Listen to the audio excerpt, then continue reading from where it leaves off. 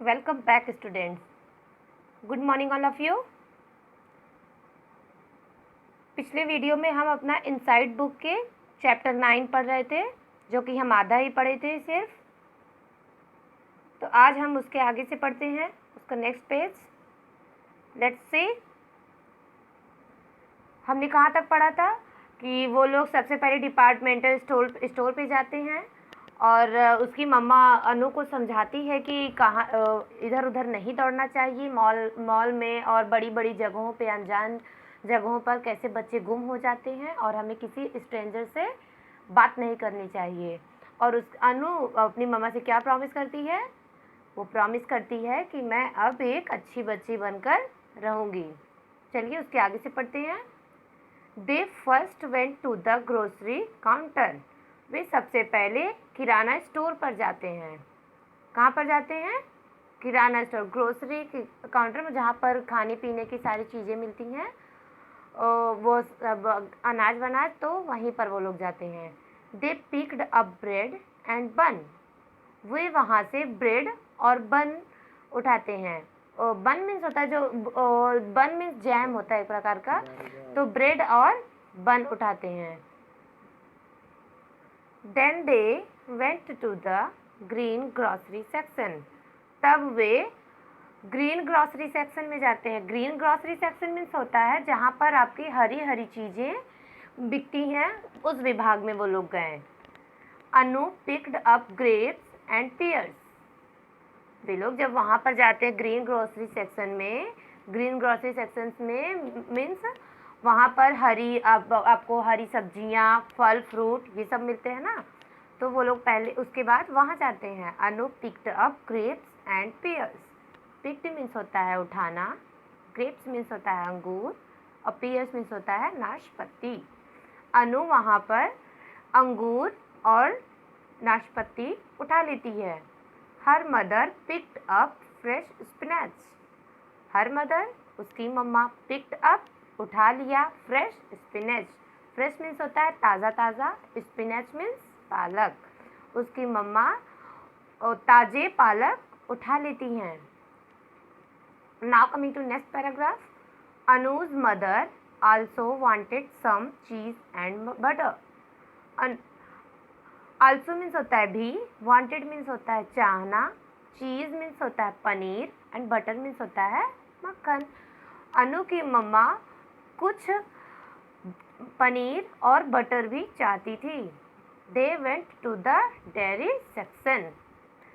इसलिए वे dairy section पर गए। डेयरी सेक्शन में क्या होता है कि वहाँ पर जहाँ पर दूध या दूध से बने हुए प्रोडक्ट्स बिकते हैं उसे हम डेयरी सेक्शन कहते हैं।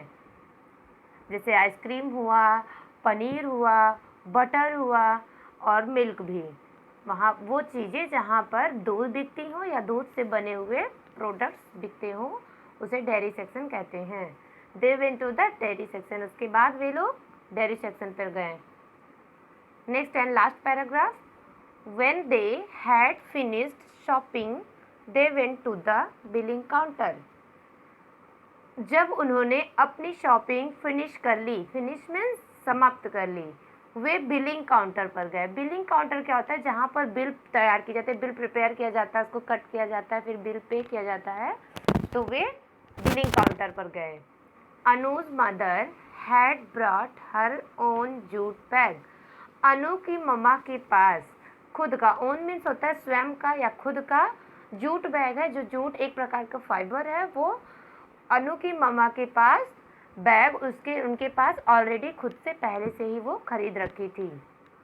She did not ask for polythene bag. इसीलिए उन्होंने पॉलीथीन बैग के लिए नहीं पूछा। पॉलीथीन बैग मतलब जो प्लास्टिक का बैग होता है ना, इसीलिए उन्होंने प्लास्टिक का बैग नहीं पूछा। Anu's mother told her that polythene bags are bad for the environment. Polythene bag मतलब आपको मैंने बताया था प्लास्टिक का बैग, एंड बैड मीन्स होता है बुरा, इन्वायरमेंट मीन्स होता है पर्यावरण। अनु की मम्मा ने उसे बताया, Anuj mother told her that, Anu की मम्मा ने उसे बताया polythene bags are bad for the environment. Polythene bag हमारे पर्यावरण के लिए कितनी बुरी चीज़ है। They paid for the items they bought. Paid means होता है अदा करना या जमा करना या चुकाना। आइटम्स मीन्स होता है जो उन्होंने चीज़ें खरीदी थी। दे बॉट मीन्स होता है खरीदना। उन्होंने जो जो चीज़ें खरीदी हुई थी उन्होंने उसके लिए बिल पे किया, उन्होंने बिल चुकाया। Then they and come home. तब वे अपने घर वापस आ गए। Anu learned two lesson that day. Anu आज 2 चीज़ें सीखी थी।